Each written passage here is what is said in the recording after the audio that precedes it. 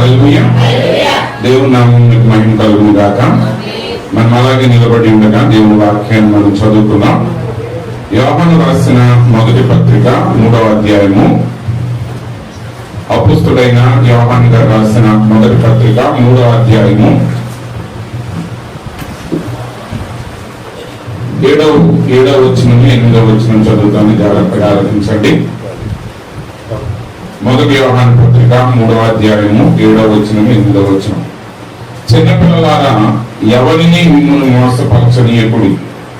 ఆయన నీతిమంతుడై ఉన్నట్టు నీతిని జరిగించు ప్రతివాడును నీతిమంతుడు. అపవాది మొదటి నుండి పాపం చేయుచున్నాడు గనుక పాపం చేయువాడు అపవాది సంబంధి. అపవాది యొక్క క్రియలను లయపరచుటకే దేవుని కుమారుడు ప్రత్యక్షమాయను. దేవుడి వాక్య భాగమును దీవించును గాక. ఆమేన్. ప్రార్థన చేసుకున్నాం. మహాగణుడా, మహోన్నతుడా, సర్వాధికారి యేసు ప్రభువా, నీ పరిశుద్ధమైన నామానికి స్తోత్రాలు నాయనా. ఇంతవరకు నీ యొక్క సన్నిధిలో చేరి ప్రభువా, నీ నామాన్ని స్తుతించి ఆరాధించడానికి మీరు అనుగ్రహించిన గొప్ప కృపను బట్టి నీకు స్తోత్రాలు తండ్రి. అవును ప్రభువా, నువ్వు ఆశ్చర్య కార్యములు చేయి దేవుడు అయి ఉన్నావు. లెక్కింప సఖ్యము గాని గొప్ప కార్యములు చేసే దేవుడు అయి ఉన్నావు. అందును బట్టి నీకు వందనాలు, స్తోత్రాలు చెల్లిస్తూ ఉన్నాం తండ్రి. మరి సమయంలో చదవబడిన వాక్య భాగాన్ని మీ చేతులకు అప్పగిస్తున్నాం నాయన. ఈ వాక్యాన్ని మీరు దీవించండి, ఆశీర్వదించండి. నీ వాక్యం ద్వారా మాతో మీరు మాట్లాడండి, మహిమ పొందండి. మహిమ, ఘనత, ప్రభావాలను మీకు ఆరోపిస్తూ మా ప్రభువును రక్షకుడైన యేసు క్రీస్తు పరిశుద్ధ నామములో ప్రార్థిస్తున్నాం తండ్రి. ఆమేన్. కూర్చోండి.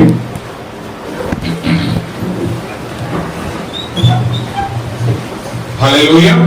అందరూ కూడా దేవుని స్తోత్రం చేద్దాం. హల్లెలూయా. మన ప్రభువైన యేసు క్రీస్తు యొక్క పరిశుద్ధ నామములో కూడిన మీ అందరికీ నా హృదయపూర్వకమైన శుభాలు తెలియపరుస్తా ఉన్నాను.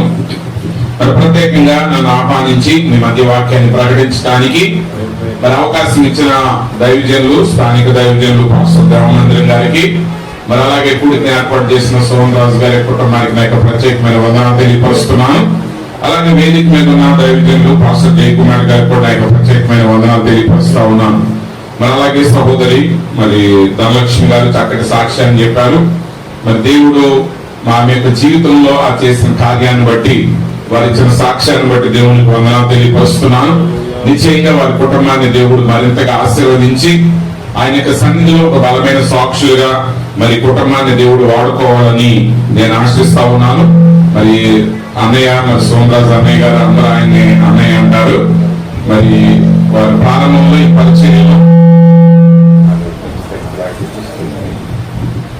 పరిచర్యలో చాలా బలమైన కుటుంబంగా వారు ఉన్నారు.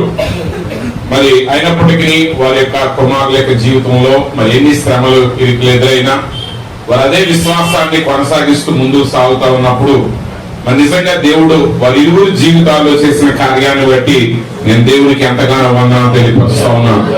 కొన్ని విషయాలు మనం చాలా జాగ్రత్తగా గమనించాలి. ఎందుకంటే ఈరోజు పరిస్థితులు చాలా భయానకమైన పరిస్థితులుగా ఉన్నాయి. అపోస్తలుడైన పౌలు గారు తిమోతితో అంటారు, ఆ దైవ సేవకుడికి ఆయన రాస్తూ ఏమన్నారంటే, అంత్య దినములలో అపాయకరమైన కాలములు వచ్చునని తెలుసుకున్నాడు ఆయన. ఏంటి అపాయాలు? దేశం మీదకి యుద్ధాలు వస్తాయి, లేకపోతే కరోనా వైరస్ వస్తుంది, లేకపోతే ఇలా అనుభవములు వస్తాయి అని చెప్పలేదు ఆయన. ఆయన మాట్లాడినవన్నీ సాధారణమైన కుటుంబ జీవితంలో వచ్చే సమస్యల గురించి ఆయన మాట్లాడాడు. ఒకసారి మీరు వెళ్ళిన తర్వాత వాక్యాన్ని చాలా జాగ్రత్తగా చదవండి. మీరు దేనికోసం భయపడుతున్నారో అవేవి అక్కడ లేవు. ఏదో ఉద్యోగాలు పోతాయంట, లేకపోతే ఇంకేదో జరిగిపోతాయి అంట అన్నది కాదు సమస్య. అసలు సమస్య ఏంటంటే మనుషులు అనురాగ రహితులు అయిపోతారు, మనుషులు సజ్జన ద్వేషులు అయిపోతారు, పిల్లలు తల్లిదండ్రులను ద్వేషిస్తారు, తల్లిదండ్రులకి పిల్లల మీద ఆపేక్ష ఉండదు, గర్వాంధులుగా ఉంటారు, సుఖభోగాన్ని ఎక్కువగా ఆశిస్తారు. వాటి గురించి ఆయన మాట్లాడాడు. కాబట్టి ఈ సమయంలో మనం గమనిస్తా ఉన్నప్పుడు నిజంగా మానవ జీవితానికి అవసరమైనది ఏంటి, దాని విలువ ఏంటి అనే దాన్ని మనం చాలా సార్లు గుర్తెరగాలి. ఒకసారి ఒక ఆయన అంటాడు, ఆయన ఏమంటాడంటే, ఆ దేవుడు పిల్లల్ని ఇచ్చాడు అంటారండి. మరి కుక్కలకి పందులకు కూడా పిల్లలు పుడుతున్నాయి, దాంట్లో పెద్ద పిల్లల కంట్రోల్ గొప్ప ఏంటి అని అన్నాడు. కానీ మీరు చాలా జాగ్రత్తగా గమనిస్తే ఆయన అన్న క్రైస్తవుడే అంటే దాని అర్థం ఏంటంటే ఆ పిల్లలు జన్మించడంలో వచ్చే శ్రమ ఏంటో వాళ్ళ కుటుంబం అనుభవించలేదు. కానీ ఇప్పుడు సహోదరి చెప్పిన సాక్ష్యాన్ని మీరు విన్నారు కదా. ఈ కుటుంబం ఇన్ని సంవత్సరాలుగా మరి పండుబాబు విషయంలో కానివ్వండి, శామ్యూల్ విషయంలో కానివ్వండి, చంటిబాబు విషయంలో కానివ్వండి, మరి వాళ్ళు ఎదుర్కొన్న ఆ శ్రమలన్నిటిని దాటి వచ్చిన తర్వాత ఆ మాట ఆయన అన్న మాట వాళ్ళు అనలేరు అంటారండి. ఎందుకంటే పిల్లలు విలువేంటో వాళ్ళకి తెలుసు. కొన్నిసార్లు ఏంటంటే మనకు అన్ని మన చేతికి అప్పగించబడిన తర్వాత అవి మన చేతిలో ఉన్నప్పుడు విలువ తెలియదు. ఒక తల్లిదండ్రులు ఒక కొడుకు ఒక 100 ఎకరాలు ఇచ్చారనుకోండి, వాడికి 99.5 ఎకరాలు అమ్మే వరకు కూడా మా నాన్న ఏమి ఇచ్చాడు అంటాడు. ఆ చివరి 6 ఎకరం కూడా అమ్మే టయానికి వాడికి అసలు ఎంత విలువైనది ఇచ్చారు. లేదా అది కూడా అమ్మేసి రేపటి ఒక 4 సెంట్లు 10 సెంట్లు కొనడానికి వాడు బాధపడేటప్పుడు వాడికి అర్థం అవుతుంది వాళ్ళ తండ్రి ఎంత విలువైనది వాళ్ళ చేతికి అప్పగించాడు. కొన్నిసార్లు మనిషి ఏదో ఒక గొప్ప వాటి కొరకు ఎదురు చూస్తూ ఉంటాడు. కానీ అన్నిటికంటే ప్రాముఖ్యమైనది ఏంటి? గాలి, నీరు, ప్రాణం అనేది మానవుడికి ఎంతో అవసరమైంది. కానీ అవన్నీ మనకు ఉచితంగా దొరుకుతాయి. కొద్ది రోజుల క్రితం నేను డాక్టర్ గారి దగ్గరికి వెళ్ళినప్పుడు ఒక పేషెంట్ తీసుకుని ఆయన సరదాగా నాతో మాట్లాడుతూ అన్నాడు, పాస్టర్ గారు, దేవుడు మానవుడికి కావలసినవన్నీ ఉచితంగా సమృద్ధిగా ఇచ్చాడు, వాటన్నిటిని మనమే చెడగొట్టుకుంటాం. ఇప్పుడు నీళ్ళు ఉన్నాయి, సమృద్ధిగా ఉన్నాయి, కానీ వాటిని మనం ఏం చేసాం? పొల్యూషన్ చేసేసాం. వాటిని పొల్యూట్ చేయటం వల్ల ఏమైంది? ఇప్పుడు ఆ నీళ్ళని డబ్బులు పెట్టి కొనుక్కోవాల్సి వస్తుంది. అంటే ప్రతిదాన్ని మానవుడే చెడగొట్టుకుంటున్నాడు. అది చెడిపోయిన తర్వాత దాని విలువ మానవుడికి అర్థమవుతా ఉంది. కాబట్టి వీటన్నిటి మధ్య నిజంగా సహోదరి సాక్ష్యం చెప్తా ఉన్నప్పుడు మరి మీరందరూ ఏం గమనించారో, మీరు ఎలా ఆలోచించారో నాకు తెలియదు. కానీ ఒక దైవ సేవకునిగా అనేక కుటుంబాలు నేను చూస్తూ ఉంటాను. అనేక కుటుంబాల్లో వాళ్ళు ఎదుర్కొనే శోధనలు, వేదనలు నేను చూస్తూ ఉంటాను. ఆయన మాట్లాడినప్పుడు నేను తర్వాత అన్న, దేవుడు మరి పిల్లల విషయంలో అంత సాధారణమైన విషయం అయితే దేవుడు అబ్రహాంకి ఇచ్చిన వాగ్దానం ఏంటి? నేను ఈ కుమారుణ్ణి ఇస్తానన్నాడు. దేవుడు అబ్రహామును రాజుని చేస్తానల్లా, తూర్పు దేశంలో అత్యంత ధనవంతుడు నేను చేస్తానల్లా, ఇంకేదో చేస్తానల్లా. కానీ ఏమన్నాడంటే, నీకు నేను కుమారుని ఇస్తాను, ఆ కుమారుడి ద్వారా సకల జనాంగాలు ఆశీర్వదించబడతాయన్నాడు. ఈరోజు ప్రియమైన సహోదరి సహోదరులారా, ఈరోజు ప్రతి తల్లిదండ్రులు, ప్రతి బిడ్డలు నిజానికి దేవుని ఉద్దేశం ఏంటంటే ప్రతి కుమారుడు ద్వారా ఈ సర్వ జనాంగాలు ఆశీర్వదించబడాలి అనేది దేవుని యొక్క చిత్తమై ఉన్నది. మరి నిజానికి ఆదాము అవ్వ పాపం చేసి ఉండకపోతే ఆ మొదటిగా వారికి జన్మించే కుమారుడే యేసు క్రీస్తు ఎలాంటి జీవితాన్ని లోకంలో జీవించాడో అలాంటి జీవితాన్ని జీవించే కుమారుడు వాళ్ళకి జన్మించేవాడు. అంటే దేవుని యొక్క ఉద్దేశం ఏంటంటే నిజంగా ప్రతి మనిషి దేవునికి ఆశీర్వాదకరం, దేవునికి మహిమ తెచ్చే బిడ్డగా ఈ సమాజానికి ఆశీర్వాదకరమైన వ్యక్తిగా ఉండాలి అనేది దేవుని యొక్క సంకల్పమై ఉన్నది. ప్రతి వ్యక్తి యొక్క ప్రాముఖ్యత అందరి మీద ఉండాలి. అది దేవుని యొక్క ప్రణాళిక. అబ్రహాంకి దేవుడు ఇంకా నేను కుమారుడు ఇస్తాను, వాడు ముసల సమయంలో చక్కగా చూసుకుని చక్కగా పారేసిపోతాడు అన్న. ఈరోజు చాలా మంది పిల్లల కోసం ఎందుకు ఆలోచిస్తామండి? ఏదో మనం మంచిగా చూస్తే చాలు, మన అవతలకి పంపించేస్తే చాలు. అవతలకి వేయడానికి ఒకటి కావాలి, మీద పడి ఆడటానికి ఒకటి కావాలి. ఇక్కడ ప్రాబ్లం ఏంటంటే మిమ్మల్ని నేనేమన్నట్లా, వాళ్ళ ఎడల మనకున్న దృష్టే తప్పు కాబట్టి వాళ్ళ జీవితాన్ని మనం దెబ్బతీస్తున్నాం. హల్లెలూయా. మీ పిల్లల యొక్క ఉద్దేశం అంత మాత్రమే కాదు. మీ పిల్లల యొక్క ఉద్దేశం దేవుడు వారి ద్వారా ఎంత కార్యాన్ని చేశాడనేది నువ్వు తెలియాలంటే నువ్వు దేవునితో వ్యక్తిగతమైన సంబంధాన్ని కలిగి ఉండాలి. దేవుడు అబ్రహాంకి ఇచ్చిన వాగ్దానం ఏంటంటే నీ కుమారుడు ద్వారా సకల జనాంగాలు ఆశీర్వదించబడతాయి. అది ఆత్మీయంగా యేసుక్రీస్తులో నెరవేరింది. కానీ శరీరంగా కూడా ఒక వ్యక్తి నిజంగా యేసు క్రీస్తుతో అంటబడి ఉంటే ఆ వ్యక్తి సకల జనాంగాలకు ఆశీర్వాదకర్తగా ఉంటాడు. యోసేపు దేవుడితో నడిచాడు. యోసేపు ఉన్నతమైన స్థితికి ఎదిగాడు. యోసేపు ఉన్నతమైన స్థితికి ఎదగటం వల్ల కలిగిన లాభం ఎవరికి? యాకోబుకు మాత్రమే కాదు, సకల దేశాల్లో ఉన్న జనాంగాలు యోసేపును బట్టి ఆశీర్వదించబడ్డారు. యాకోబు అబ్రహాము యొక్క సంతానమైనటువంటి ఇస్సాకు ద్వారా ఈ రోజు మనం వాడేటువంటి వస్తువులలో 90% వస్తువులు, అది టెక్నాలజీ పరంగా కానివ్వండి, వైద్య శాస్త్ర పరంగా కానివ్వండి, ఏ విధానంలోనైనా అవన్నీ కూడా ఇశ్రాయేలుల ద్వారానే కనుగొనబడ్డాయి. కారణం ఏంటంటే దేవుని యొక్క సంకల్పంలో మనం ఉన్నప్పుడు మన జీవితం అనేక మందికి ఆశీర్వాదకరంగా ఉంటుంది. పాపం మాత్రమే మనిషిని తన వైపు చూసేటట్టు చేసింది. కాబట్టి దేవుని వాక్యం సెలవిస్తా ఉంది, యేసు క్రీస్తు ఎందుకు ప్రత్యక్షమయ్యాడు, మనిషి కుమారుడిగా ఎందుకని లోకానికి దిగి రావాల్సి వచ్చింది. ఎందుకు దిగి రావాల్సి వచ్చిందంటే అపవాది క్రియలను లయపరచుటకు. ఇంగ్లీష్ లో ఏముందంటే to and the works of devil. అంటే మీరు కనుక కంప్యూటర్ లో ప్రోగ్రామ్ లో మీరు ఏదైనా ఎడిటింగ్ చేసేటప్పుడు మీరు ఒక మార్పు చేసిన తర్వాత అలా వద్దు, మొదటి స్థితిలోనే బాగుంటుందని మీరు అనుకున్నారనుకోండి, అక్కడ ఒక బటన్ ఉంటుంది అండు అని, కంట్రోల్ Z+1 ఉంటాయి. అది మీరు నొక్కగానే ఏమవుతుందంటే అది పూర్వ స్థితికి వచ్చేస్తుంది.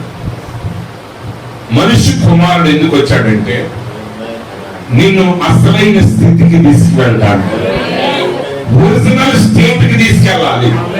ఈరోజు నీ స్థితి నా స్థితి ఎలాంటిదంటే యేసు క్రీస్తు జన్మించినప్పుడు ఆయన ఏ స్థితిని కలిగి ఉన్నాడో అదే స్థితి నువ్వు నేను కలిగి ఉండాలి లెక్క అయితే.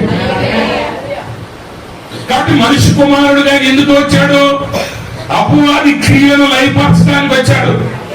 ఈరోజు యేసు క్రీస్తు నందు విశ్వాసం ఉంచిన బిడ్డలుగా, ఆయన యందు నమ్మకం ఉంచిన బిడ్డలుగా, ఆయన వాక్యాన్ని నమ్మిన బిడ్డలుగా మనం ఏం కలిగి ఉండాలి అంటే నిజంగా దేవుడు ఏం చేయగలడో అనే విషయాన్ని మనం గ్రహించాలి.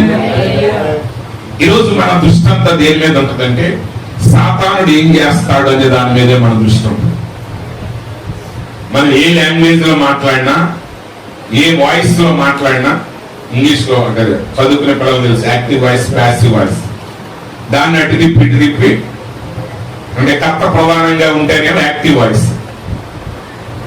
ఇప్పుడు ఒక గొప్ప వ్యక్తి ఒక చెడ్డవాడిని కొట్టాడు అనుకోండి, వాడు యాక్టివ్ వాయిస్ లో చెప్తారు. చెడ్డోడు గొప్పవాడిని కొట్టాడు అనుకోండి, ప్యాసివ్ వాయిస్ లో చెప్పాలి. ఎందుకంటే పెద్ద ఆయన గౌరవం బాగోడు. ఏ వాయిస్ లో చెప్పినా ఒకటి, దెయ్యానికి భయపడటం, వాడు ఇంత చేసేసాడని వాడి మీద ఆడవటం. అంతేనండి. జీవితాలన్నీ దేని మీద ఉన్నాయి, ఆలోచనలన్నీ దేని మీద ఉన్నాయి. అసలు నిజంగా మన పిల్లలకి నేర్పించేది, మనం నేర్చుకున్నది కూడా అలా ఏంటంటే ఆ దెయ్యాన్ని చూసి భయపడటమే నేర్చుకున్నాం. కానీ వాక్యం ఏం చెప్తుంది? యేసు ప్రభు పేతురుతో అన్నాడు, ఈ బండ మీద నా సంఘాన్ని కడతాను, పాతాళ లోక ద్వారములు దాన్ని ఎదుట నిలవజాలవు. అంటే దేవుని సంఘం వెళ్ళి అది కార్యాలు చేస్తా ఉంటే, చీకటి సామ్రాజ్యాన్ని అది జయిస్తా ఉంటే ఆ సామ్రాజ్యాలు ఏవి కూడా ఆ దేవుడు కట్టిన రాజ్యం ఎదుట నిలబడచాలు. అది దాని ఒరిజినల్ మీనింగ్. కానీ మనం దాన్ని ఎలా తీసుకున్నామంటే ఒక తుఫాను షెల్టర్ లాగా తీసుకున్నాం. తుఫాను వచ్చి మీద పడతా ఉంటే షెల్టర్ ఇటు కాకుండా దాక్కుని అట్లాగే ప్రభా కాపాడిన ఆయన, ఇదిగో 5 సెంటీమీటర్లు వచ్చింది ప్రభా, 15 సెంటీమీటర్లు వచ్చింది, 30 సెంటీమీటర్లు వచ్చింది అన్న, ఇంకొక 5 సెంటీమీటర్లు పెడితే అంతా అయిపోతాం. ఆ కోణంలో కాదు ఆ మాట రాయబడింది. నిజానికి వెలుగు ఏం చేస్తుంది అంటే చీకటిని చీల్చుకుంటే వెళ్తుంది. దేవుని బిడ్డలు మనం ఏం చేయాలి? మన చీకటిని చీల్చగలగాలి, పాపాన్ని చీల్చగలగాలి, చెడిపోయిన దాన్ని బాగు చేయగలగాలి. ఎందుకంటే ఆయన వచ్చింది అపవాది క్రియలన్నింటినీ నాశనం చేయడానికి, చెడిపోయిన దాన్ని బాగు చేయడానికి. నీ జీవితంలో జరిగే ఏ అపవాది క్రియ అది శాశ్వతమైంది కాదు. దేవుని ప్రవక్త అంటారు, డాక్టర్లు దేవునికి సహాయకులు. ఆమేన్. They are helpers to the God. వారు ఖచ్చితంగా వైద్యుల సహాయం మీరు పొందాలి. కానీ గుర్తుపెట్టుకోండి, వాళ్ళ మాటే చివరి మాట కాదు. ఎందుకంటే ఒక డాక్టర్ ఇది కాదు అన్న తర్వాత నువ్వు తిరిగి పరమ వైద్యుడైన యేసుక్రీస్తు దగ్గరికి వెళ్ళే అధికారం నీకుంది. ఎందుకంటే వైద్యుడు ఎంతవరకు చేయగలడంటే ఈ భౌతిక ప్రపంచంలో ఆయనకి కనబడగలిగిన వాటిని బట్టి మాత్రమే ఆయన నీకు చికిత్స చేయగలడు, నీకు సహాయం చేయగలడు. ఒకవేళ ఈ వైపున ఆయన చేయగలిగినంత ముగిసిపోయిన తర్వాత నువ్వు ఎక్కడికి వెళ్ళాలంటే అదృశ్య ప్రపంచంలో ఉన్న ఆ సర్వశక్తుడైన దేవుని దగ్గరకు వెళ్ళాలి. ఏ మనిషి మాట ఫైనల్ మాట కాదు, దేవుని మాటే చివరి మాట. ఖచ్చితంగా క్రైస్తవ జీవితంలో మనము అపవాదుల గురించి, వాడు చేసే చండాలం గురించి, వాడు చేసేటువంటి సమస్యల గురించి మాట్లాడే వారంగా కాదు, కానీ దానిని జయించగలిగిన శక్తిని గురించి మనం మాట్లాడగలిగే వారిగా ఉండాలి. ప్రియమైన సహోదరి సహోదరులారా, మన లాంగ్వేజ్ ఎలా ఉందో చూడండి. ఈరోజు మాట్లాడే మాటలో ఒక వ్యక్తి ఉన్నాడు, ఆయన ఎప్పుడు ప్రోత్సాహకరంగా మాట్లాడతాడు. ఆయన ఎప్పుడు చాలా ప్రోత్సాహంగా మాట్లాడుతుందా, ధైర్యంగా ఉన్నట్టు. కానీ ఆయన మాట్లాడిన తర్వాత వాడికి ఇంకా ఎప్పుడు లేని నీరసం వస్తుంది దాని వెళ్ళిపోయిన తర్వాత. అంటే దాని అర్థం ఏంటి? ఆయన ప్రోత్సాహకరమనే టోన్ అనేది వాడుతున్నాడు, కానీ ఆయన వాడిన పదాలు ఖచ్చితంగా మనిషిని నిరుత్సాహానికి తీసుకెళ్ళేవి. ఈరోజు అతిభక్తిగా మాట్లాడుకునే విషయం. ఈ మధ్య ఇదిగో రాఘుమార్తం వల్ల నేను బోల్డెన్ నేర్చుకున్నాను. ఆ లెక్కన వస్తే ఆయన తీసుకెళ్లి యూనివర్సిటీ టెస్ట్ లో రాయించారు, నాలుగు ఎక్కువ మార్కులు. మళ్ళీ వాళ్ళే చెప్తారు, మా అబ్బాయి నీటికి ప్రయత్నం చేస్తున్నారండి, మా అమ్మాయి నీటికి ప్రయత్నం చేసింది, ఆ మధ్యన టైఫాయిడ్ రావడం వల్ల చదవడానికి కుదరక మార్కులు తగ్గిపోయింది అంటారు. మళ్ళీ తర్వాత ఇక్కడికి వచ్చేమంటారు, రోగం వల్ల ఎన్నో నేర్చుకునే దాంట్లో నీటి కూడా నేర్చుకుంటే బాగుండే మార్పులు వచ్చాయి. There is no virtue in sin. పాపంలో ఏ సద్గుణం లేదు. There is no virtue in sickness. రోగంలో ఏ మంచితనం లేదు. వాటి నుంచి నేర్చుకునేది ఏం లేదు. వాటి నుంచి నేర్చుకునేది ఒకటే, అవి చెడ్డవి. దాని నుంచి విడిపించగలిగిన శక్తి కలిగిన వాడు దేవుడు. కానీ ఇక్కడ ఏమైపోతుంది, రిలీజియస్ వర్డ్స్ అంటే మత సంబంధమైన పదాలు, వాక్యం అనే పదాలు ఈ మధ్య కొత్త. ఓకే బ్రదర్, ఈ పని ఏం చేద్దామంటే ప్రార్థన చేద్దాం బ్రదర్ అంటాడు. మళ్ళీ వెళ్ళిపోతాడు, మళ్ళీ అడ్రస్ చేస్తాడు. నిజంగా ప్రార్థన చేసినాడు ఏం చేయాలి?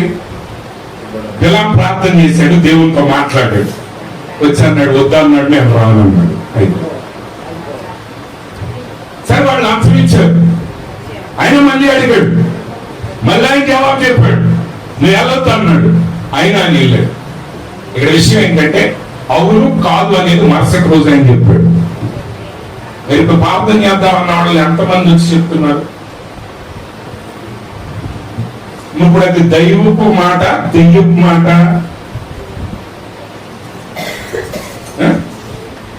ఇప్పుడు అందరూ చేతుల్లో వీళ్ళందరూ పోయారంట. ఎందుకంటే ఇప్పుడు జనాలు వేసుకునేదంతా నకిలీ బంగారం. ఇప్పుడు ఆ నకిలీ బంగారం కోసం ఆడి తిప్పలు పడతాయి ఎందుకు? మొన్న మధ్య పేపర్లు వేస్తారు, ఎవడో ఒక ఆయన 15 కేజీలు బంగారం వేసి దిగుతున్నాడు. అందరు పెద్ద పెద్ద కూడా దిగి ఆయన దగ్గర ఫోటోలు దిగుతున్నారు. ఇన్కమ్ ట్యాక్స్ వాళ్ళు చూస్తే అదంతా నకిలీ బంగారం అంటారు. అంతా కలిపితే 3 లక్షలు చేస్తారు. అంతండి 3 లక్షలు చేస్తారు. బంగారం నకిలీ, భక్తి మరీ నకిలీ. ఇప్పుడు 2000 సంవత్సరాల క్రితం. అందుకైనా మత నాయకులందరినీ తెచ్చారు. పరిసయ్యుల్ని, శాస్త్రులను, ఉపదేశకులందరినీ ఆయన యేసు ప్రభు గద్దించాడు. ఎందుకని? మాటలు చూస్తేనేమో బా దేవదూతలాగా ఉంటారు. దేవదూతలే, అది వీళ్ళే దూతలు. ఫలాలు చూస్తే ప్రియమైన సహోదరి సహోదరులారా, ఈరోజు నిజంగా వాక్యం యొక్క కోణంలోని మనం చూడాలి. నిజంగా దేవుడు ఆయన మానవుడికి ఎందుకు ప్రత్యక్షమయ్యాడు? ఈ రోజు మరలా ఆయన తన వధువులో ఆయన ఎందుకు ప్రత్యక్షమయ్యాడు? ఆయన ఎందుకు ప్రత్యక్షమవుతున్నాడంటే ప్రతి అపవాది క్రియను నశింపచేయటానికి, మానవుని తిరిగి దేవునితో సంబంధం కలిగించడానికి, మానవుడు తిరిగి తన అసలైన శక్తి సామర్థ్యాలతో ఈ లోకంలో జీవించడానికి. క్రైస్తవ్యం అనేది ఎస్కేప్ కాదు. మనం రక్షించబడగానే మనం నేర్చుకున్న పాట ఏంటంటే ప్రియా యేసురాజు నేను ఎప్పుడు చూస్తాను. అప్పుడు గెలి చూద్దుగానే ముందు ఇక్కడ చేయి పని, ఇక్కడ నువ్వు సరిగా జీవించు, ఇక్కడ నువ్వు సరిగా మాట్లాడు. అప్పుడు ఆ ప్రియా యేసురాజు ఆయనే పరిగెట్టుకుంటూ వస్తాడు. నేను పని పాట లేకుండా నువ్వు స్కూల్కి వెళ్ళిన పిల్లలుగానా మా నాన్న ఎప్పుడు వస్తాడు, లాస్ట్ వేలు ఎప్పుడు వస్తాడు అనుకుంటా చదువు మానేసి పెళ్లి కొట్టేది. ఎందుకంటే పాపం పిల్లలు చదివేస్తా ఉంటారు, చదువులో లీనమైపోయి ఉంటారు. అలా బయటికి రావటానికి పెళ్లి కొడితే వీళ్ళేం చేస్తున్నారు? ఒక్క వేలు పెట్టారు, రెండో వేలు పెట్టారు, మూడో వేలు. ఇదిగో ఇంకేదైతే కొంతమందికి కిటికీ పక్క ఉన్నవాడు మరీ చూస్తారు. అది చూడండి రా వాచ్మెన్ అంటే బయలుదేరి. ఇప్పుడు అలాగే అందరికంటే ప్రాముఖ్యమైన ఎవరంటే వాచ్మెన్ అన్నమాట. ఎందుకంటే ఆయనే చివరి బిల్లు. నువ్వు చదువు మీద దృష్టి పెట్టు. నిన్ను చదువు ఎప్పుడు ఆపించి పంపించాలనేది స్కూల్ చూసుకో. కానీ కంప్లీట్ గా రివర్స్ ఇంజనీరింగ్. భక్తి అంతా ఏమైంది? రివర్స్ అయిపోయింది. దేవుడు ఒకందుకు సృష్టిస్తుంటే అది ఒకందుకు. ఈవెన్ వర్తమానాన్ని కూడా అలాగే చేసేసారు. వర్తమానాన్ని కూడా అలాగే చేశారు. ఒకసారి అంటే పంజాబ్ ప్రాంతం, హర్యానా ప్రాంతంలో ఎప్పుడు అమ్ముడవనంటే వాషింగ్ మిషన్ అమ్ముడైనాయి. అసలు కంపెనీ ఆశ్చర్యపోయిందంట, ఇన్ని మిషన్లు ఎందుకు అమ్ముడని, ఏం జరిగింది అని వాళ్ళు సర్వే చేస్తే వాళ్ళు తెలిసింది ఏంటంటే ఆ దాబాలు నడిపే వాళ్ళు లస్సీ చేయడానికంట, మద్యం జరగటానికి వాషింగ్ మిషన్ వాడుతున్నారు. ఎవడో ఒకడు వాడుంటాడు, 20 కేజీలు 10 కేజీలు ఎక్కడ కలుపుతారు ఒకటి చూసి అందరూ వాళ్ళు తయారు చేసింది ఎందుకు? బట్టలు కొట్టడానికి. కానీ దేని వాడుతున్నారు? దేవుడు నీకు ఆత్మనిచ్చింది ఎందుకు? వాక్యాన్ని ఇచ్చేది ఎందుకు? ఆయన పరిశుద్ధాత్మ చేత నింపేది ఎందుకు? ఈ లోకంలో నువ్వు జీవిస్తూ అపవాది క్రియలను లయపరచడానికి, ఈ లోకంలో వాక్యానుసారంగా జీవించడానికి, వాక్యానుసారంగా జీవించటం సాధ్యమే అని లోకానికి ప్రకటించటానికి. యేసు ప్రభు నేరుగా వచ్చి సిలువ వేయబడగలడు, కానీ ఆయన చూపించాలి. ఆయన రిక్తుడుగా వచ్చాడు, మన వంటి వాడుగా వచ్చాడు. ఆయన శోధించబడ్డాడు, ఆయన పాపము లేని వాడుగా ఆయన ఉన్నాడు. ఆయన ఆకలే లేదనుకోండి, సాతానుడు ఆయన శోధించగలిగే అవకాశం ఎక్కడ? రొట్టెలు నాలుగా చేసుకున్నాను అనగలిగేవాడా? అనేవాడు. ఆయనకి ఆకలి ఉంది, ఆయనకి దప్పిక వేసింది, ఆయన నిద్రపోయాడు, ఆయన అలసిపోయాడు. ఆయనను ప్రతి విషయంలో ఆయన పాపము లేనివాడుగా ఉన్నాడు. ప్రియమైన సహోదరి సహోదరులు, ఈ రోజు మనం చాలా జాగ్రత్తగా గమనించాల్సింది ఏంటంటే దేవుడు ఈ లోకానికి వచ్చింది ఎందుకంటే అపవాది క్రియలను లయపరచడానికి. ఈ రోజు నిజంగా నువ్వు వాక్యం వినేటప్పుడు ఏ విషయం చేత నువ్వు గద్దించబడినప్పుడు నువ్వు అక్కడి నుంచి నిరుత్సాహంతో వెనకడికి వెళ్ళక్కర్లేదు. కానీ ఆ గద్దింపు నీ హృదయంలోనికి వచ్చినప్పుడు, ఏ విషయంలోనైతే దేవునికి నువ్వు దూరం అవుతున్నావు అనే సంగతి దేవుని యొక్క సేవకుల ద్వారా నువ్వు వాక్యం ద్వారా హెచ్చరించబడుతున్నావో అప్పుడు నువ్వు చేయాల్సింది ఏంటంటే జీవాధిపతి దగ్గరికి నువ్వు వెళ్ళాలి. ఇశ్రాయేలు సైన్యం మీదకి గొలియాతు వచ్చాడు. గొలియాతు ఆయన 6 జానుడు ఉన్నాడు. ఆయన గురించిన వివరణ రాయబడింది. ఆయన ఒక్కడే ఇశ్రాయేల్ సైన్యాన్ని సవాలు చేస్తున్నాడు. ఏమంటున్నాడంటే మేమందరం కూడా కొట్టుకొని చనిపోవటం ఎందుకు? ఫిలిష్తీయుల పక్కన నేను నిలబడతాను, ఇశ్రాయేల్ పక్షాన మీరు ఒక నిలబెట్టండి, మేమిద్దరం పోరాడతాం, ఎవడు గెలిస్తే వాడికి మిగిలిన దేశం స్వాధీనం అవ్వాలి అన్నారు. కానీ 40 రోజులు ఫిలిష్తీయుడు కేకలు వేస్తుంటే గొలియాతు ఒక్కడు కూడా ఆయన ఎదుటికి రాలేకపోయాడు. ఇశ్రాయేలు సైన్యం అంతా వణికిపోయిందంట. ఇశ్రాయేలు సైన్యం అంతా ఏమైందండి? వణికిపోయింది. సౌలుతో సహా ఇశ్రాయేల్ రాజుతో సహా దాక్కున్నారు.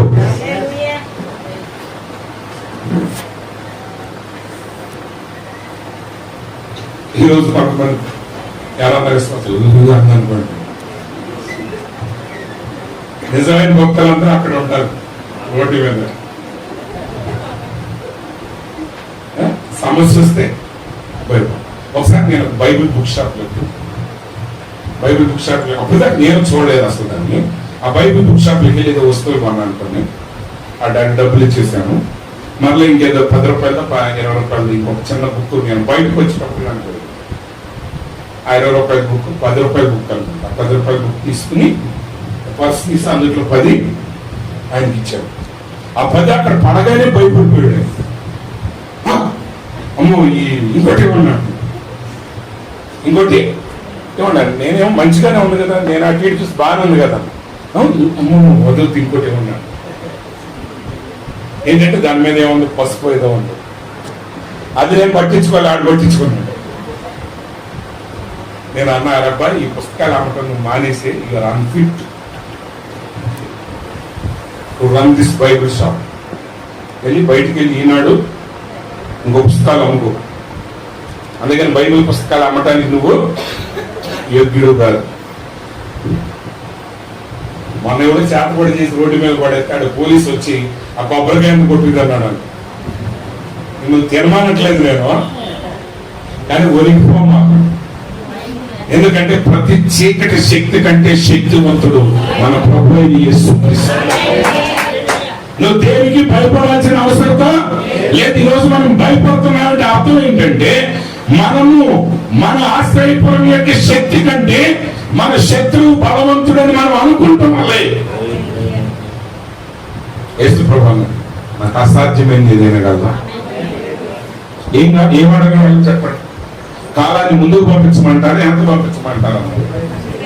ఆయన ఏదైనా చేయగలరు. ఆయన ఏదైనా తన బిడ్డల కొరకైనా చేయగలిగిన దేవుడు అయినాడు. కానీ ఎవడో చిన్న డైలాగ్ అంట, భయపడతాడు. అపవాది కేవలం వాడు మభ్య పలుచువాడు మాత్రం. వాడు పెద్ద మోసగాడు. వాడు ఏమి లేకపోయినా గుసలు పడతా ఉంటాడు. వాడి వాళ్ళు ఏమి. ప్రవక్త యొక్క లైఫ్ లో ఒక నర్సుని, ఆమె నర్స్ చేస్తుంది. ఆమె క్యాన్సర్ వచ్చింది. ఆమె చివరి దశకు వచ్చేసింది. డాక్టర్ గారు అన్నాడు, ఈమె ఒక్క రోజు కంటే ఎక్కువ బ్రతకదని చెప్పి పంపించేసాడు, డిశ్చార్జ్ చేసేసి. 6 నెలల తర్వాత ఆయన గారు ఇంకో హాస్పిటల్లో రౌండ్స్ చేస్తుంటే ఈ నర్సు కనపడింది.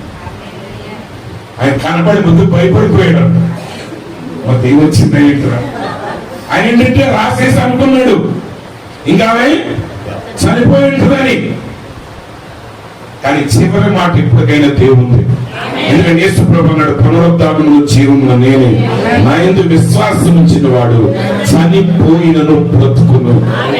ఈరోజు ప్రియ సహోదరి సహోదరుడా, నీ జీవితం ఎంతగా చాలా చెదురైనా నువ్వు భయపడాల్సిన అవసరం లేదు. వాడు 6 మూళ్ళ ధ్యానుడు కావచ్చు, వాడు ఎంత శక్తివంతుడైనా కావచ్చు, కానీ ఒక విశ్వాసం ముందు వాడు ఎవరు పనికిరాడు. చివరికి దావీదు వచ్చాడు. దావీదు చూస్తే చిన్న పిల్లవాడు. ఆయన తన సహోదరుల ద్వారా తృణీకరించబడిన వాడు. బహుశా ఒక 5 అడుగులు ఉంటే ఈయనకి.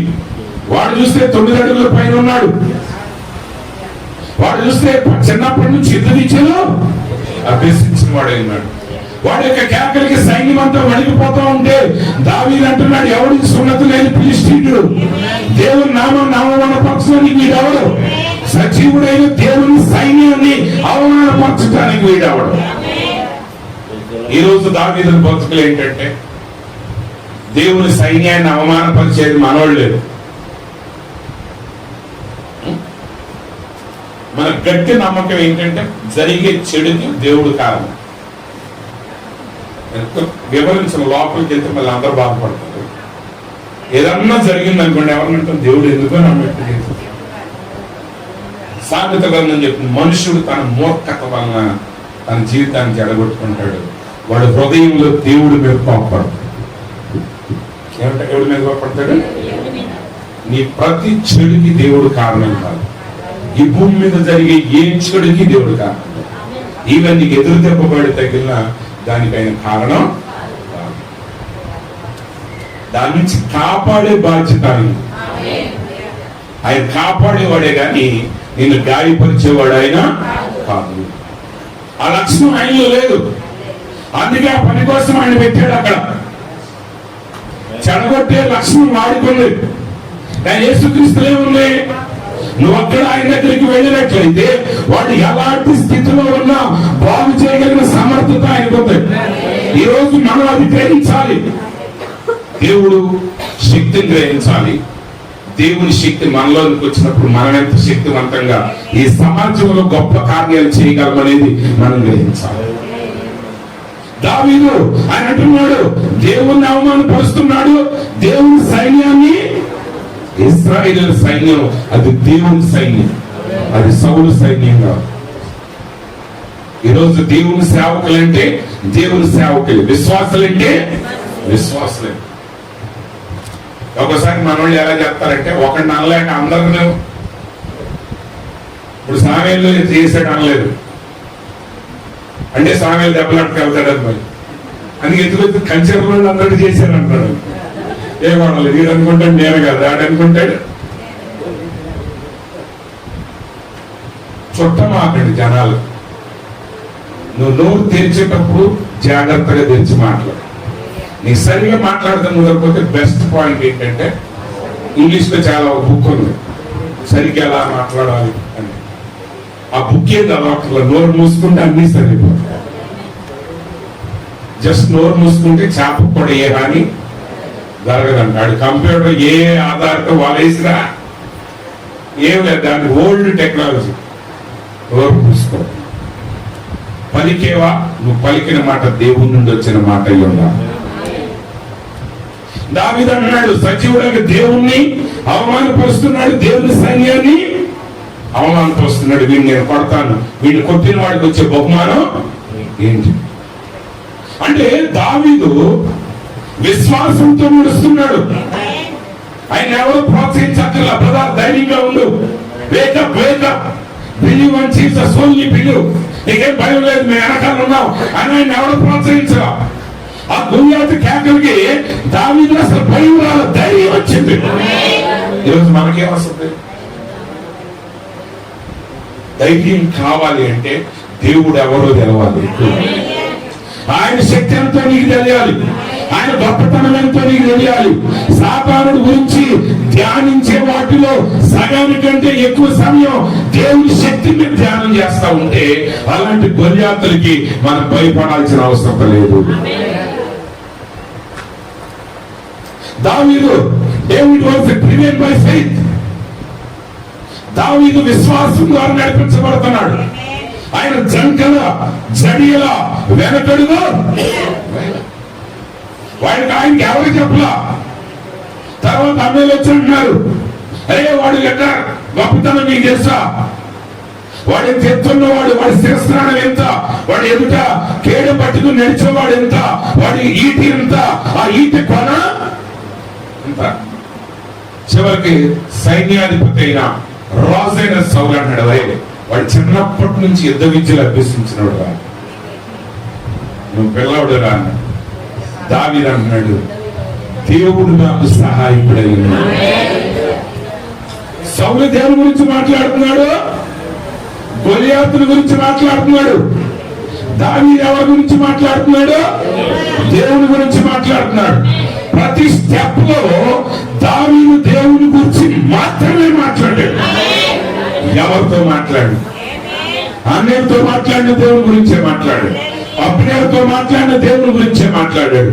సౌలుతో మాట్లాడిన దేవుని గురించే మాట్లాడాడు. చివరి గొలియాతు అంటాడు, నీవు తృణీకరించిన సైన్యములకు అధిపతి యెహోవా నామములో నేను నీ మీదకి వస్తాను. శత్రువుతో కూడా ఎవరి గురించి మాట్లాడాడంటే దేవుని గురించి. అందుకే కీర్తనకారుడు అంటాడు, కొండల వైపు నా కన్నులు ఎత్తుతున్నాను, నాకు సహాయం ఎక్కడి నుంచి వచ్చు. హల్లెలూయా. దాని గురించి చక్కగా ఒక పాట రాశారు ఆయన, ఏసాన గారు. ఆయన కొండల వైపు నా కన్నులు ఎత్తి కొదువుతూ నేను కుమిలేదన్నాను. నువ్వు కొండల వైపు కన్నులు ఎత్తితే నీకు మిగిలేదు కుమిలిపోవటం మాత్రం. కొండలు పెద్ద గొప్ప ఏం కాదు, ఎవరెస్ట్ కొండ కూడా పెద్ద గొప్ప ఏమి కాదు. ఈ భూమి గొప్పది కదా చెప్పాలి. దేవుడు సృజించిన ఆ విశ్వం అంతటిని చూస్తే ఈ భూమి ఏ పాటిది. కానీ ఇశ్రాయేలుకి సహాయకుడు ఎవరంటే యాకోబు దేవుడు. ఎవరు యాకోబు దేవుడు? ఆయన భూమి ఆకాశములను సృజించిన సృష్టికర్త ఉన్నాడు. ఆయన భూమి ఆకాశాన్ని ఎలా సృజించాడు?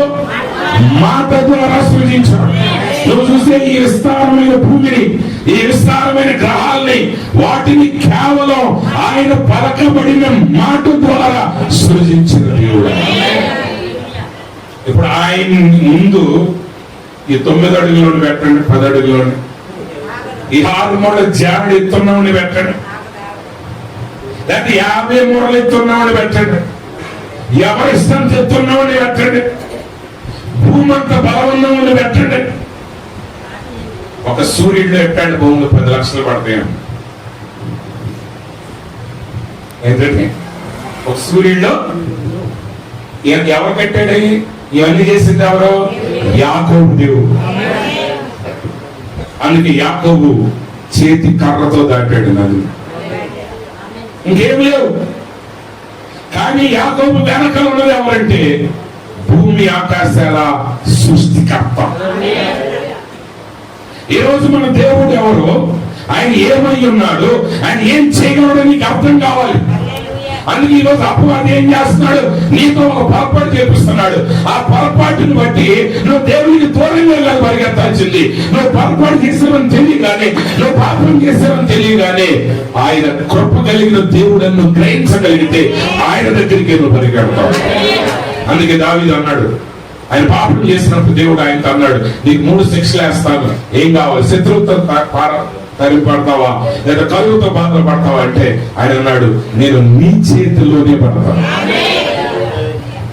ఎవడన్నా అడుగుతాడా దేవుని చేతిలో పడతానని? పడడు.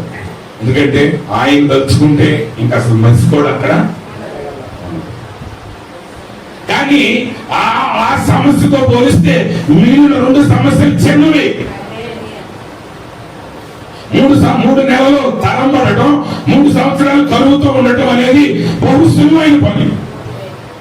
అదే మీరు ఎంచుకుంటున్నారు. కానీ దావీదుకు తెలుసు ఆయన కృప కలిగిన దేవుడు. నిజంగా అందుకే దానియేలు అంటాడు, ప్రవక్త అయిన దానియేలు, తమ దేవుడిని ఎరిగిన ప్రజలు గొప్ప కార్యాలు చేస్తారు. నువ్వు దేవుణ్ణి ఎరగాలి, ఆయనతో నీకు వ్యక్తిగతమైన సంబంధం ఉండాలి, ఆయన సామర్థ్యత ఏంటో నీకు తెలియాలి. నిజంగా తెలియటం అంటే అదే శక్తి ద్వారా నువ్వు జీవించాలి. దావీదు ఫెయిత్ డ్రివెన్. ప్రజలందరూ గొల్యాతు గురించి మాట్లాడారు, దావీదు దేవుని గురించి మాట్లాడారు. ఈరోజు ప్రియమైన సహోదరి సహోదరులు, లోకంలో మీరు ఎంత చెడు చూస్తాను, మీరు కలవరపడాల్సిన అవసరం లేదు. ఎందుకంటే వాటిని మించిన శక్తి కలిగిన వాడు మన ప్రభువైన యేసుక్రీస్తు. ఆయన వచ్చింది ప్రతి అపవాది క్రియలు అయిపరచాలి. నేను ఖచ్చితంగా మరి ధనలక్ష్మి సహోదరి ఆశీర్వత అని తెలిసింది నాకు. ఆశీర్వత నేను పేరు చంటిబాబు ఆశీర్వత. మరి అలాగే మన శామ్యూల్ అండ్ భారతి, దేవుడు మీ కుటుంబాల్లో గొప్ప కార్యాలు చేశాడు. మీకు తెలుసు దాని విలువేంటో, మీరు పడిన ప్రయాస వీళ్ళు తెలుసు. కానీ గుర్తుపెట్టుకోండి, పిల్లలకి జన్మ ఇవ్వడంతోనే తల్లిదండ్రులకు పని అయిపోదు. ఎందుకంటే లోపల రూపించబడటం అనేది అది ఆటోమేటిక్గా జరిగేది. అందుట్లో మీరేమి ముక్కొత్తేది తల ఒత్తేది ఏమి లేదు. దేవుడు ఆ శరీర నిర్మాణాన్ని అలా పెట్టాడు, ఆయన శరీరంలో రూపిస్తున్నాడు. కానీ ఆ బిడ్డలు బయటకు వచ్చిన దగ్గర నుంచి ఆ బిడ్డల్ని సమాజానికి ప్రయోజనకరమైన వ్యక్తులుగా, అంటే సమాజానికి ప్రయోజనకరమైన వ్యక్తులుగా అంటే ఏదో మదర్ తెరీసా లాగా, అన్న హజారా లాగా దేశాన్ని పంపించమన్నట్లు, అది కాదు దాని ఉద్దేశం. బైబిల్ ఎప్పుడు అలా చెప్పట్ల.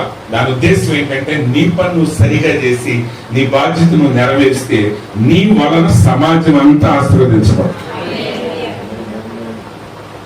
కయీను వల్ల సమాజం చెడిపోయింది, అవునండి. కానీ యోహాను వల్ల, యేసుక్రీస్తు వల్ల సమాజం ఆశీర్వదించబడింది. ఇంకా పేర్లు చెప్పాలంటే అన్ని రంగాల్లో ఉంది. కానీ దేవుని బిడ్డలు జన్మించినప్పుడు వారు కేవలం వారికి ప్రయోజనకరంగా ఉండటం మాత్రమే కాదు, వారి తల్లిదండ్రులకు మేలుకరంగా ఉండటమే కాదు, కానీ వాళ్ళు సృష్టి అంతటికి వాళ్ళు ప్రయోజనకరంగా ఉన్నారు. అందుకే బైబిల్ చెప్తా ఉంది రోమా పత్రికలో, దేవుని కుమారుల ప్రత్యక్షత కొరకు. అంటే ఈ సృష్టి ఎవరి కొరకు ఎదురు చూస్తుందంటే నీ కొరకు ఎదురు చూస్తా ఉంది. దేవుని కుమారులను చదివి వెళ్ళిపోమాకండి. ఇప్పుడు వచ్చిన సమస్య అదే. ఇప్పుడు చాలా మంది సంఘాలలో చెప్తా ఉంటారు విశ్వాసం, ఏమంటే మన సంఘస్థులకు అసలు బాధ్యత లేదండి. మరి ఈయనెవడు అమ్మీవోనా, బయట నుంచి వచ్చాడా, బిషప్ గారి ఆఫీస్ లో నుంచి. రేపు నుంచి అందరం 9ంటికి రమ్మనాలండి. 10ంటికి ప్రార్థన అయితే 9ంటికి వచ్చి 10ంటి దాకా అందరూ ప్రార్థన చేయాలి. ఈ మాత్రం 1 గంటకు వస్తాడు. 2 అయ్యగారు అందరు చెప్పినట్టే వచ్చారా? జాగ్రత్త, ఎక్కడికో చదవమాకండి. బైబిల్ అనేది మాట్లాడేది నీ గురించి మాత్రమే. ఒకవేళ బైబిల్ నీ గురించి మాట్లాడకపోతే అసలు దీని గురించి మాట్లాడటం వ్యర్థం. అంతేనా? మీరు డాక్టర్ గారి దగ్గరికి వెళ్ళి డాక్టర్ మీతో మాట్లాడాలనుకుంటారు, జనాలతో మాట్లాడాలనుకుంటారు. బైబిల్ దగ్గరికి వచ్చినప్పుడు దేవుడు ఎవరితో మాట్లాడాలి? నీతో మాట్లాడాలి. ఇక్కడ రాసినవన్నీ క్రీస్తుని గురించి, నీ గురించి. ఆ దేవుడి కుమారులు ఎవరు? మనమే. ఆ దేవుని కుమార్తెలు ఎవరు? మనమే. ఇప్పుడు మనం ఎలా జీవించాలి? ఆ జ్యేష్ఠుడైన మొదటి కుమారుడు యేసుక్రీస్తు జీవించిన జీవితాన్ని ఈ లోకంలో మనం జీవించాలి. చీకట్లోనికి వెళ్ళినప్పుడు వెలుగును ప్రకాశింప చేయాలి. మన యొక్క మాటల ద్వారా మరణ ఛాయలో ఉన్న వారి జీవాన్ని చూడాలి. ఆ బాధ్యత మనదే. ఆ రాజ్యభారం ఆయన భుజాల మీద ఉంది. ఆ రాజ్యభారం ఆయన భుజాలంటే ఆయన భుజాలు ఎవరు? సంఘమే ఆయన భుజమైన. కాబట్టి వాక్యాన్ని మనం గ్రహించాలి. వాక్యంలో మన స్థానాన్ని గ్రహించాలి. దేవుని శక్తిని మనం గ్రహించాలి. మనం ఎప్పుడు కూడా దావీదు వలె, యేసుక్రీస్తు వలె మనం విశ్వాస సహితమైనటువంటి డ్రైవ్ కలిగి ఉండాలి. అంటే విశ్వాసం చేత నడిపించబడే వ్యక్తులుగా మనం ఉండాలి. యాయీరు కుమార్తె మరణకరమైన స్థితిలోకి వచ్చింది.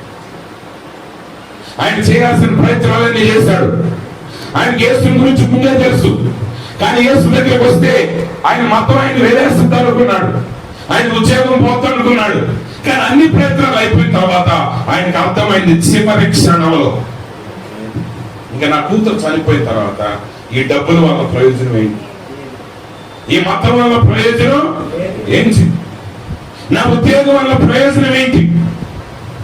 ఇవేమి ప్రయోజనం కాదని ఎప్పుడు అర్థమైందంటే చనిపోయేటప్పుడు అర్థమైంది. అందుకే మనోళ్ళు లాస్ట్ మూమెంట్ ఉన్నప్పుడు పాస్టర్ గారు, అయ్యా అక్కడ సీట్ రెడీ చేయించండి అయ్యా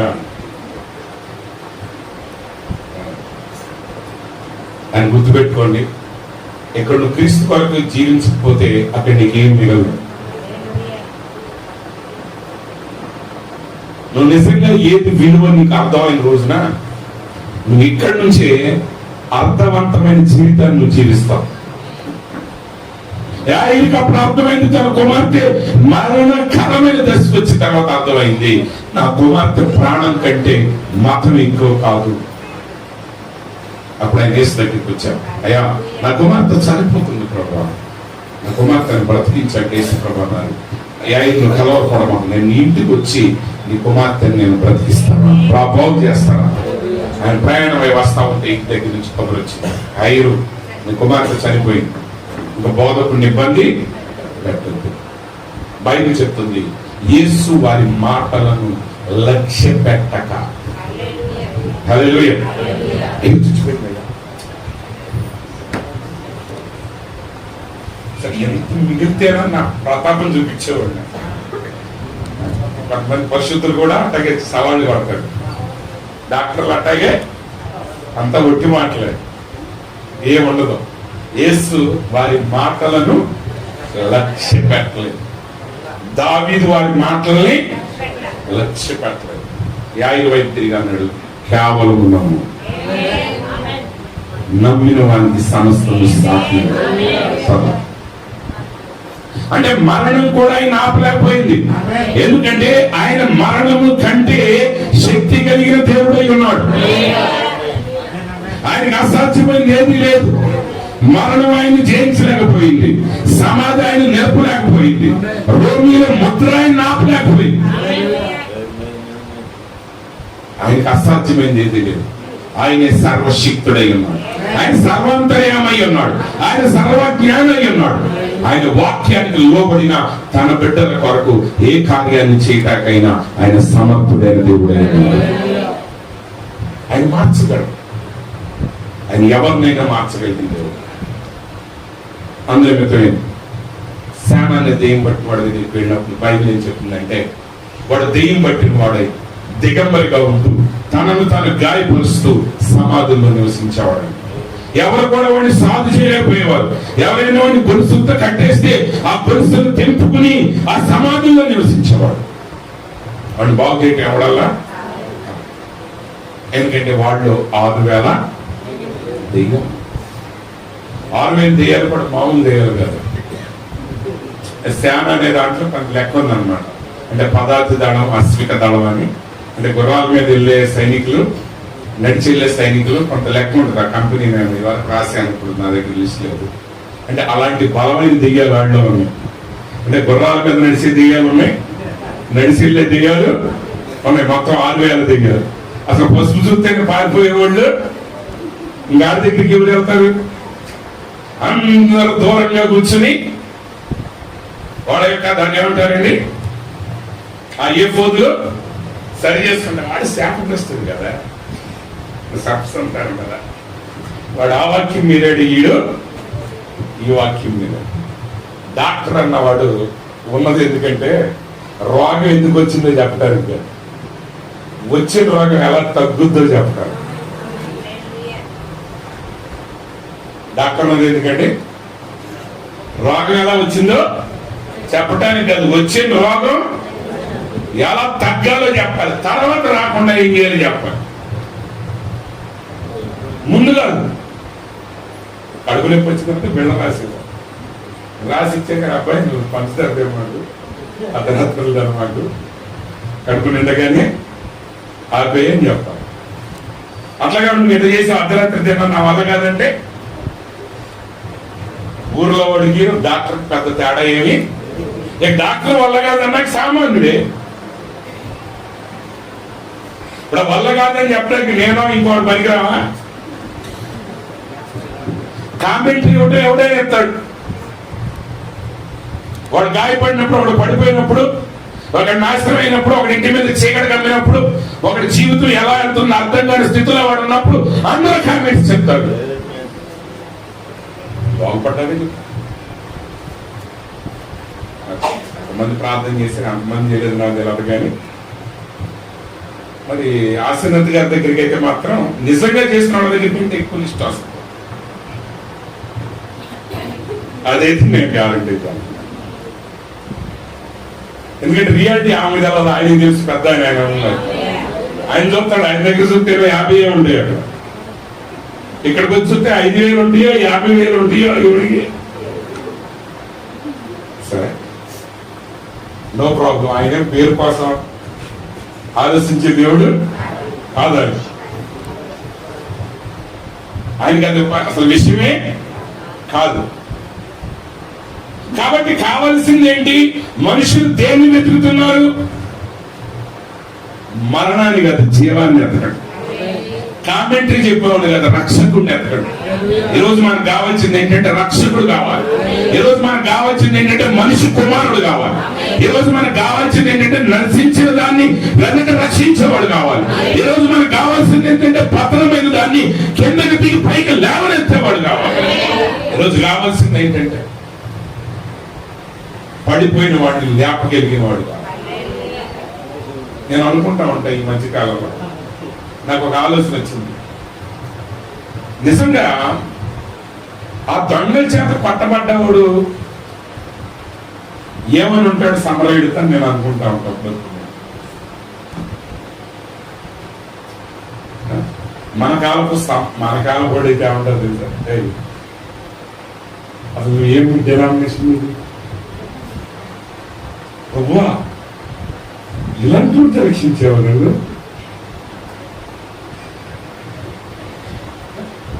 అలా వదిలిపెట్టిపోయిన వాళ్ళు అందరూ బాగానే ఉన్నారు. వాళ్ళకి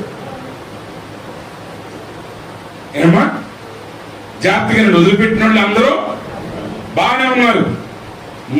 మరుకు అవుద్దని, రక్తం అవుద్దని, ఒకవేళ చచ్చిన పట్టుకుంటే అపవిత్రులు అవుతామని అన్నవాడు అందరూ గోత్రం ఉంది.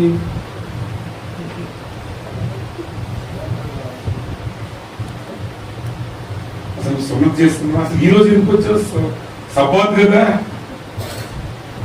మరి ఈయన సపోర్ట్ అని అడిగినాడు, ఈడెట్టేస్తున్నాడు సపోర్టులు. వీడికి ఇన్ని జరిగితే దొంగల చేతులు ఎందుకు పడ్డాడు? ఇది పడినా లేవగానే మళ్ళీ ఇది ఎవడు కావాలి? రక్షించినోడు అక్కర్లా. ఈరోజు ఇంతకంటే కఠినమైన సాక్ష్యాలు విన్నాను నేను.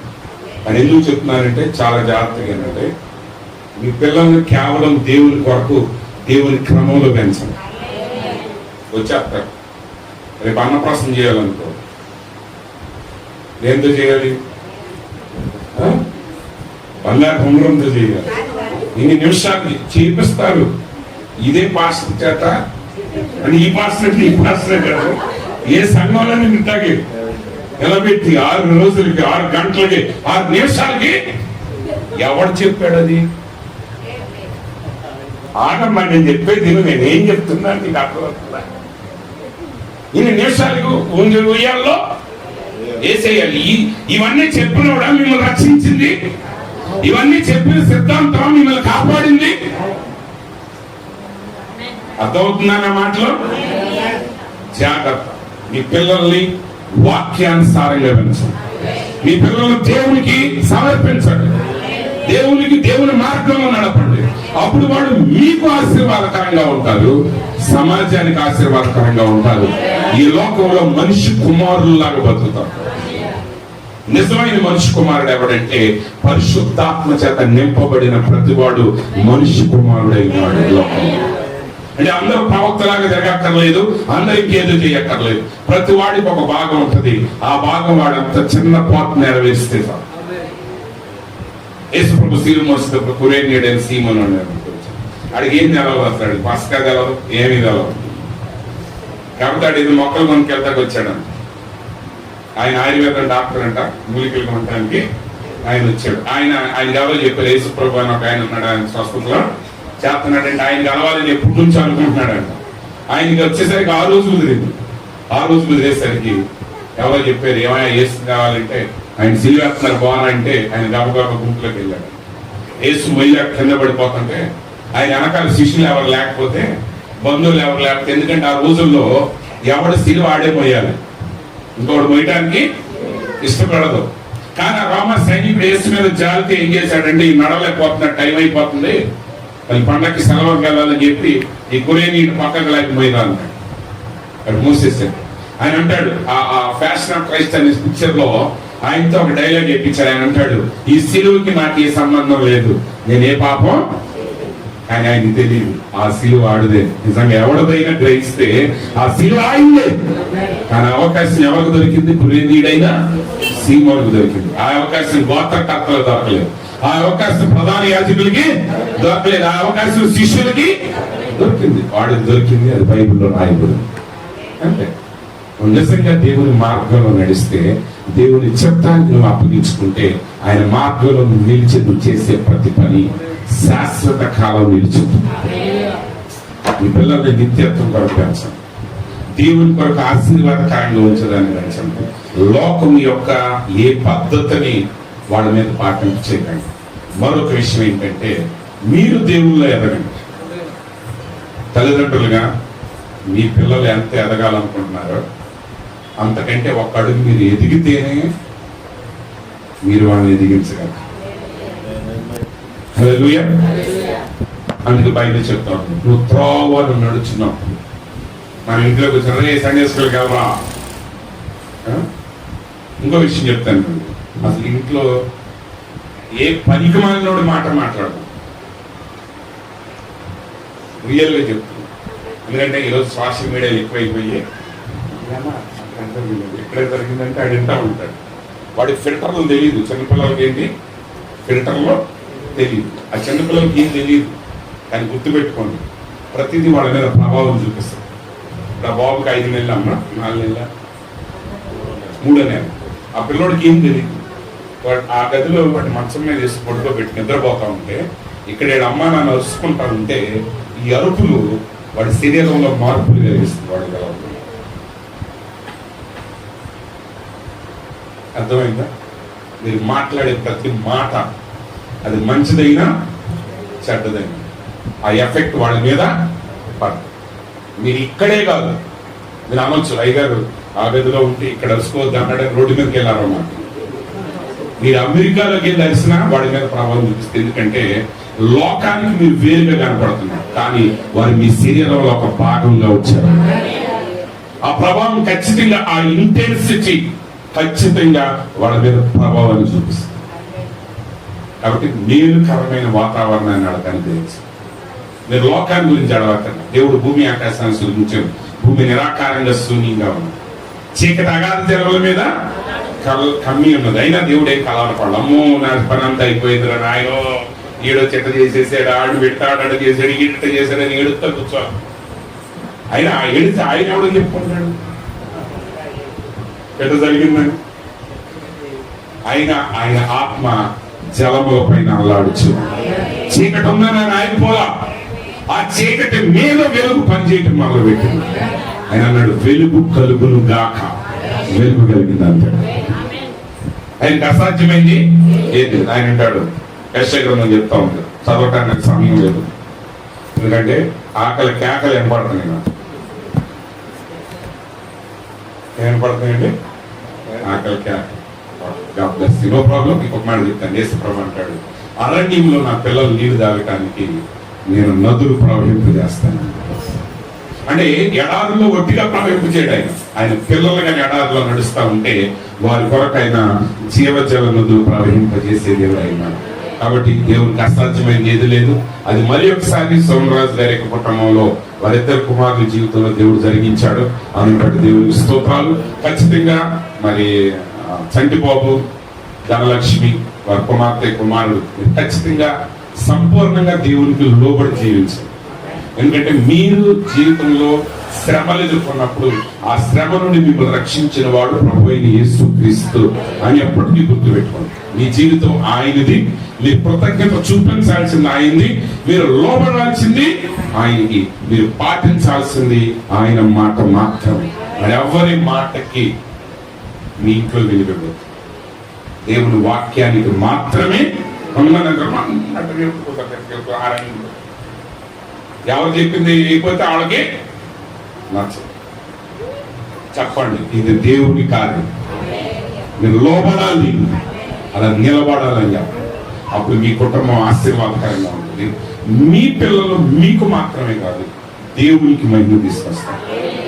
అంత మాత్రమే కాదు, వారు జన్మించటం వల్ల, నేను మరలా చెప్తున్నాను, ఈ మాట రాసి పెట్టుకోండి, మీ ఇద్దరు అన్నదమ్ములు, మీ పిల్లలు సమాజానికి ఆశీర్వాదకరంగా ఉన్నారు.